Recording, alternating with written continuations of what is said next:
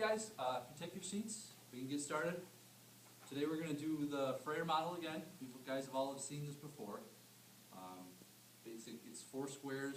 We're going to define one term about our unit today, World War I. You guys have all seen it before, like I said. If there's anybody that has a problem with it or doesn't really know what to do, I'll come over, just raise your hand and we'll talk about it.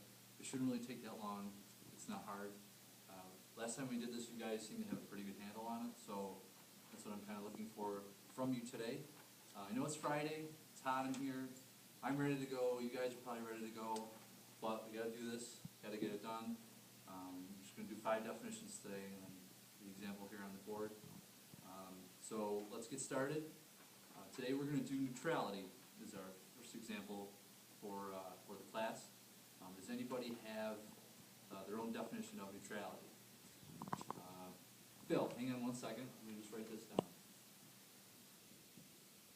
Okay, go ahead. Yeah, good. Not getting in the middle of things. In the middle. And Bill, why do you say that? Okay. Okay, because you fight with your sister and your mom. Okay, you fighting with siblings.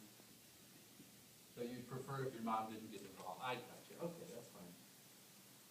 All right. Anybody else? We'll do one more, and then I'll do the book's definition of neutrality. Thomas, you had your hand raised. Go ahead. Okay. Staying out of it. Okay. That's kind of like what Bill said, but we'll write it down nonetheless. All right. And the book had refusal to take part in a war between other powers. So, for example, in World War I, you had the United States who was just staying on the outside. They didn't want to get involved. They had no reason. They didn't want to go to war. But America's citizens was pushing President Wilson towards war.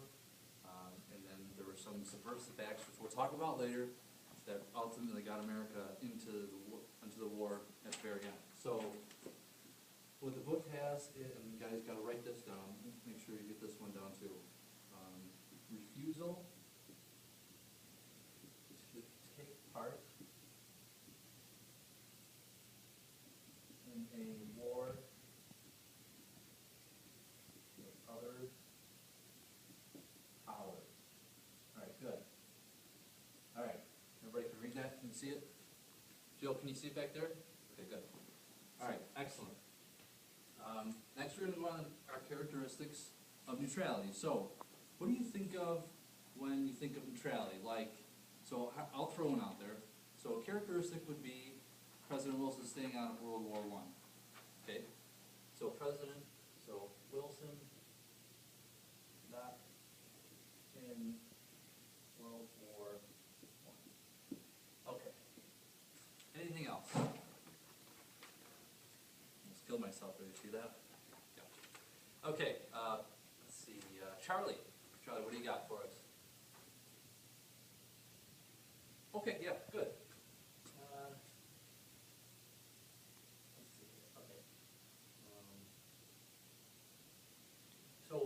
So you're saying that Washington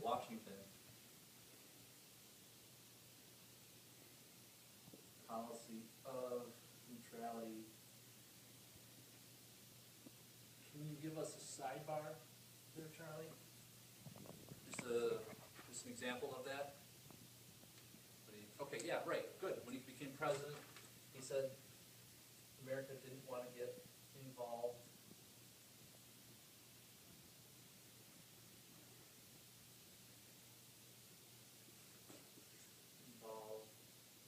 In any, well, not just Britain, but Europe in general and anything outside basically the state's border, or the colony's borders, or states at that time, I'm sorry.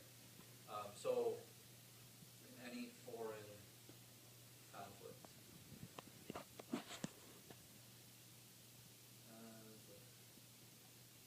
And a bonus question, does anybody know why Washington didn't want to get involved? Let's see. Mick, go ahead. Good, very good. Because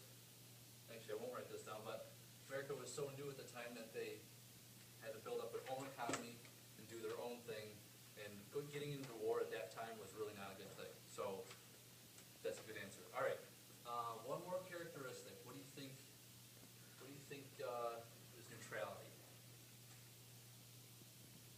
White. Okay, so a neutral color.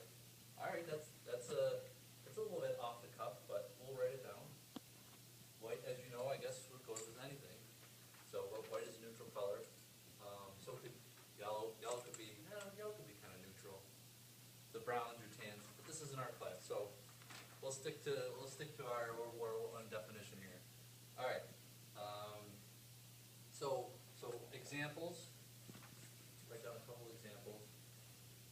Does anybody have a good example of neutrality in World War I, or actually any war that we've talked about thus far? Anybody? All right, I'll mark them down. That's fine. We've kind of covered a lot of these in the characteristics, but they do kind of overlap, so it's not a bad thing. Let's see. So, Switzerland is famous for staying out of any conflicts in Europe, Asia, America, anything and everything. They've been neutral for a very long time, and the only time that they actually were involved, but it wasn't their initiation was in World War II, which we'll talk about in a later unit. So that's when Hitler came in and he just kind of take over Europe, and he almost was successful. So Switzerland was. Can you guys think of any other countries or anything like that, or maybe any other examples, stuff like that? Go ahead. Okay, good. Keith. All right, excellent. All right. So Keith said that the U.S. government is neutral because we have a democracy, which is true to an extent. However, the government does have some sort of control over its constituents, which is us as the citizens, because if any country just let their citizens run wild, there would be anarchy, and we talked about anarchy, just overthrow, and it would be total out of control, and nobody wants that. So in a democracy, yeah, we do have a lot of freedoms. So in the government, say they don't get involved in much things. However, we know that to be different, just by their actions and stuff like that. Okay, I think we're set for the examples. Does anybody have any non-examples? This should be an easy one. Let's see. William?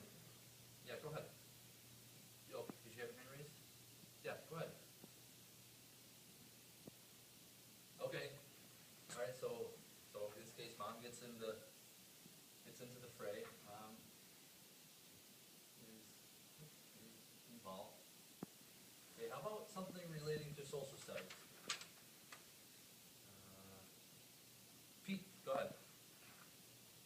Okay, good. That's what I'm looking for. Okay. Wilson declares war. On which side did the United States join in the First World War? Good, the Allies. Very good.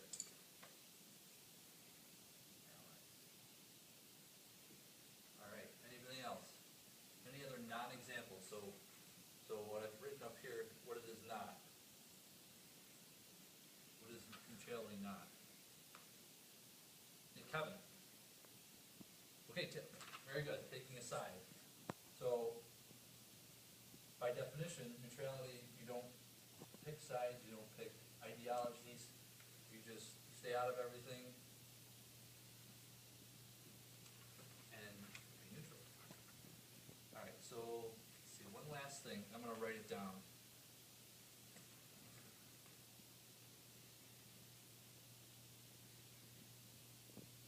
Getting involved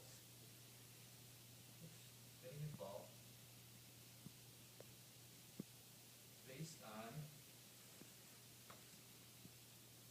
your own interests.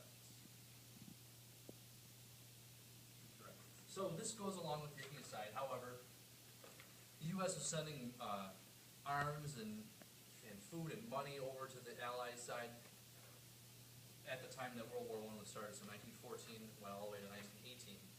And basically they said, okay, well, we're not going to actually declare war, but we'll send Britain, we'll send you food, we'll send you arms and armament, we'll send you money. So anything and everything that they did, the United States did, was not an act of declaring war, because it was this big policy right here of neutrality. So the thing that really broke this policy was an action by the Germans, in which they sunk the Lusitania, which was an American liner with many Americans on board. And in your textbooks, it'll say that it was an unprovoked attack. However, there were reports that there were arms and ammunition and other things that the Germans didn't want in their waters, which, if it was the other way around, the United States would probably have a problem with the same thing if there was a German boat coming over here with just civilians and stuff like that, and it had 40,000 pounds of bombs in the poop deck. That would be a problem as well. So we have neutrality. We have our Freyer model here. I think it looks pretty good. We did a nice job here. This is just the example. I'm going to pass out your sheets. They're going to have 5 more definitions that you can define for World War I today. And then when you get done, we're going to come back and I'm going to call on you guys. You're going to break up into groups. I'm going to say, let's see what we got. We have 29, so it's an odd number. So we're going to have, let's see, 7 groups of, or let's see, so 9 groups of, hang on, 8 groups of 3, and then we're going to have 1 group of, oh no, we can do 3, so we can do 10 groups. How about we just do pairs? That easy enough. Okay, let's just do pairs in one group of 3, and then at the end I'm going to call on each group to give me 1 square of each definition. So everybody's going to answer, and then whoever wrote their sheet down here and all the information in it will refer to the other person to answer the questions that I'm going to put up on the board. So guys, take about 25 minutes or so, and we'll come back, do our definitions, and then we'll be all set. Sound good?